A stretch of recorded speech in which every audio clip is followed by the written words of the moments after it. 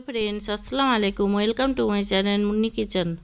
আজকে চিকেন দিয়ে বিকালের একটা মজাদার স্ন্যাক্স তৈরি করব। এখানে বোনলেস 400 গ্রামের মতো চিকেন বড় বড় কিউব করে কেটে নিয়েছি।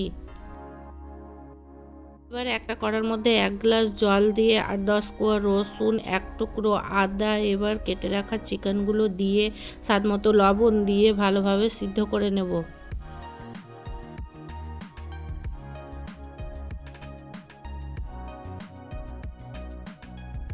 চিকেনের জলটা ভালোভাবে শুকিয়ে গেছে। এবার চিকেনগুলো একটা পাত্রে ঢেলে দেব। চিকেনগুলো একটা মিক্সিং গ্রাইন্ডারের মধ্যে প্রায় 20 সেকেন্ডের মতো চালিয়ে নেব। দেখুন চিকেনটা এরকম দানা দানা হয়ে যাবে। এবার 4টে সিদ্ধ করা আলু একটা গ্রেটারের সাহায্যে গ্রেট করে নেব।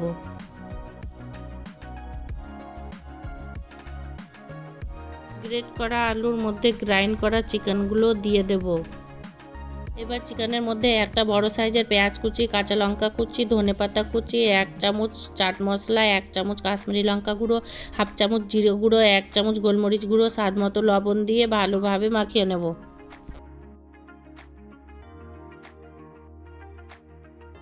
চিকেন সিদ্ধ করা আলু মশলাটা ভালোভাবে মাখানো হয়ে গেছে।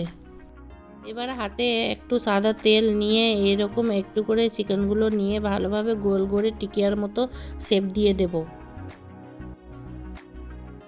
একইভাবে সব চিকেনগুলো এরকম গোল গোল শেপে তৈরি করে নেব। দেখুন সবগুলো তৈরি করা হয়ে গেছে। এবার একটা বাটির মধ্যে 3 চামচ ময়দা, স্বাদ মতো লবণ, 1 চামচ গোলমরিচ গুঁড়ো, পরিমাণ মতো জল দিয়ে একটু কাশ্মীরি লঙ্কা গুঁড়ো দিয়ে দেবো যাতে কালারটা দেখতে সুন্দর লাগে। একটা পাতলা পেস্ট তৈরি করে নেব।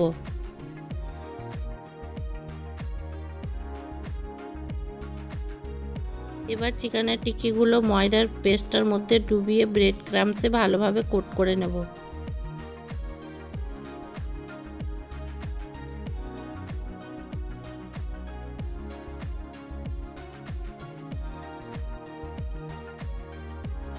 একইভাবে সব চিকেনের টিকিগুলো ব্রেড ক্রাম্বসে ভালোভাবে কোট করে নেব।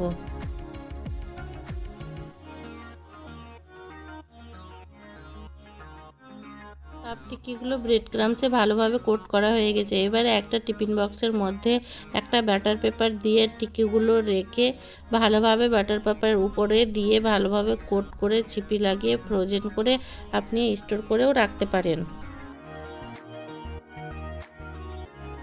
এবার চিকেনের কাটলেটগুলো ফ্রাই করার জন্য একটা প্যানের মধ্যে সাদা তেল দিয়ে দেব। তেল গরম হয়ে গেছে, চিকেনের কাটলেটগুলো দিয়ে দেব।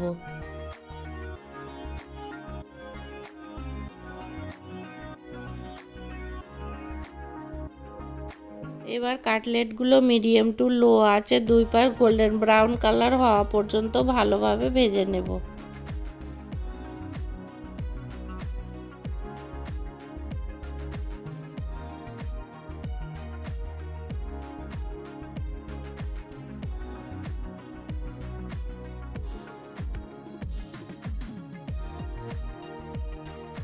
কাটলেট ভাজা হয়ে গেছে, দেখুন উপরে কত ক্রিস্পি ও ভিতরে অনেক সফট, খেতে দারুণ লাগে।